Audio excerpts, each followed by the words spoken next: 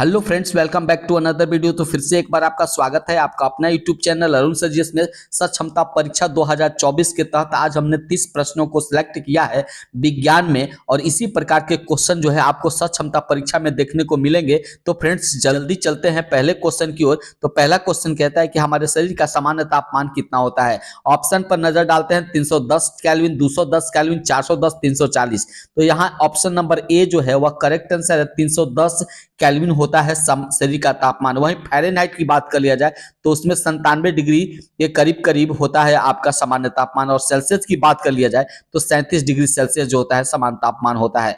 अगले क्वेश्चन की ओर चलते हैं। तो हवा में ध्वनि की गति कितनी होती है। तो हवा में ध्वनि की गति की बात कर लिया जाए तो 329, 331, 231 और 300 ऑप्शन दिया हुआ है। तो यहाँ पर बी ऑप्शन जो है वह करेक्ट आंसर है। 331 मीटर पर सेकंड या 332 मीटर भी पर सेकंड कहीं कहीं आपको देखने को मिलते हैं। अगले क्वेश्चन की ओर चलते हैं फ्रेंड्स। तो अगला क्वेश्चन कहता है कि कौन सा एक ऊष्मा का सबसे अच्छा चालक है। तो ऊष्मा का सबसे अच्छा चालक यदि बात कर लिया जाए तो पानी, पारा, चमड़ा, प्लास्टिक। तो यहाँ पर पारा जो है ऑप्शन नंबर बी जो है वह करेक्ट आंसर है, क्योंकि पारा जो है थर्मामीटर में भरा जाता है तो वह बुखार मापने वाला यंत्र होता है, तो कम टेम्परेचर को भी वह बता देता है, पहचान लेता है, इसलिए पारा जो है ऊष्मा का सबसे अच्छा चालक होता है।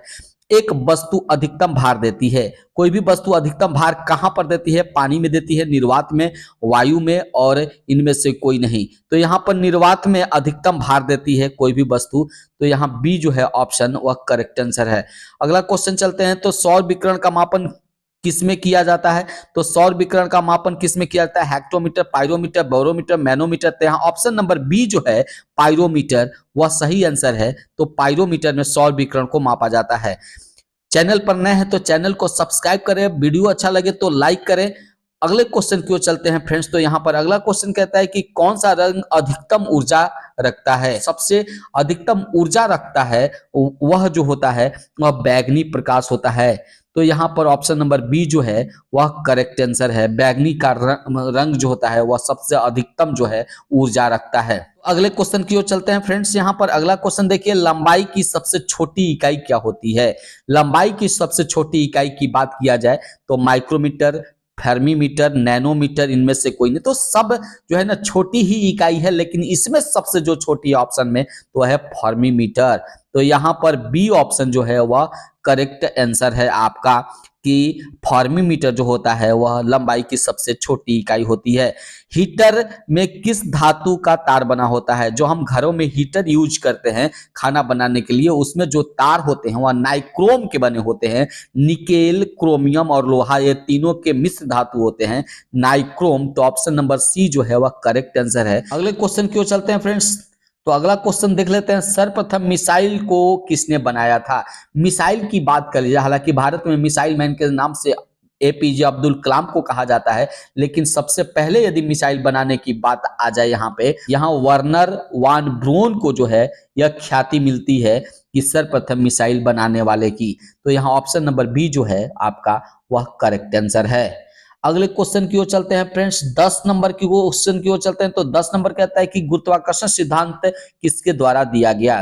तो गुरुत्वाकर्षण सिद्धांत को पहले समझ जाइए। तो पृथ्वी जिस बल से किसी वस्तु को अपनी ओर खींचती है तो उसको गुरुत्वाकर्षण बल कहा जाता है, और इसी से संबंधित जो सिद्धांत दिया, गुरुत्वाकर्षण का सिद्धांत जो दिया गया वह आपके दिए थे Isaac Newton, sir Isaac Newton. Option number A जो है वह सही आंसर है। तो 11 नंबर क्वेश्चन की ओर फ्रेंड्स चलते हैं। तो 11 नंबर कहता है कि पेजिट्रॉन का आविष्कारक कौन थे। तो पेजिट्रॉन का आविष्कारक जो थे वह हमारा एंडरसन। ऑप्शन नंबर बी जो है वह सही आंसर है। याद कर लीजिएगा, एंडरसन जो थे पेजिट्रॉन जो होता है उसके आविष्कारक थे। यहाँ पर क्यूरी किसकी इकाई है। तो क्यूरी जो है वह किसकी इकाई है। तापमान की, लंबाई की, ऊष्मा की और रेडियोधर्मिता। तो यहाँ 12 नंबर में कह रहा है कि क्यूरी किसकी इकाई है। तो क्यूरी जो है रेडियोधर्मिता। ऑप्शन नंबर डी जो है वह करेक्ट आंसर है।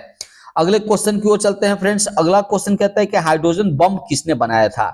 हाइड्रोजन बम की बात कर लिया जाए तो यहाँ पर हाइड्रोजन बम जो बनाने की बात आ गई तो उसमें Edward Teller, option number A जो है वह करेक्ट आंसर है। एडवर्ड टेलर ने हाइड्रोजन बम बनाया था। स्कूटर के आविष्कारक कौन थे। तो स्कूटर के आविष्कारक में ऑप्शन में देख सकते हैं, ए में है ब्रैडशॉ, विलियम चैडविक, बिम ओबोटर और इनमें से कोई नहीं। तो यहाँ पे विम ओबोटर विम ओबोटर जो है वह स्कूटर के आविष्कारक है। ऑप्शन नंबर सी जो है वह करेक्ट आंसर है यहाँ पे। अगले क्वेश्चन की ओर चलते हैं फ्रेंड्स। तो अगला क्वेश्चन कहता है 15 नंबर कहता है यहाँ पर कि आर्द्रता को मापा जाता है। वेरी वेरी इंपॉर्टेंट, इसको लगा लीजिएगा। आर्द्रता तो को मापने वाला जो है वह हाइग्रोमीटर में मापा जाता है। Option number C is correct answer, hygrometer. यहाँ पर थोड़ा सा हाइड्रोमीटर और हाइग्रोमीटर में आप देख लीजिएगा अंतर। तो यहाँ पर हाइग्रोमीटर जो है वह करेक्ट आंसर है, ऑप्शन नंबर सी। तो यहाँ पर अगले क्वेश्चन की ओर चलते हैं फ्रेंड्स। तो अगला क्वेश्चन यहाँ पर कहता है कि पादप कोशिका भित्ति बनी होती है किसकी? तो पादप कोशिका भित्ति जो है वह बनी होती है सेलुलोज की। ऑप्शन नंबर बी जो है वह सही आंसर है। पादप से जो भी प्रश्न आ जाए तो वह सेलुलोज के बने होते हैं, क्योंकि पेड़ पौधे में सेलुलोज पाया जाता है और इसीलिए सेलुलोज का पाचन जो है जंतुओं में रूमेन में होता है। तो अगला क्वेश्चन की ओर चलते हैं। तो अगला कहता है कि यांत्रिक शक्ति का एसआई मात्रक क्या है? तो यांत्रिक शक्ति का एसआई मात्रक कह लिया जाए तो यांत्रिक शक्ति का एसआई मात्रक जो होता है यहाँ पर वाट, जूल, न्यूटन पर सेकेंड, इनमें से कोई नहीं। तो शक्ति का जो इकाई होता है एसआई मात्रक वह होता है वाट, जिसको डब्ल्यू से सूचित किया जाता है। अगला क्वेश्चन की ओर चलते हैं। तो अगला क्वेश्चन कहता है अफीम के कौन से हिस्से से मोफिन प्राप्त किया जाता है?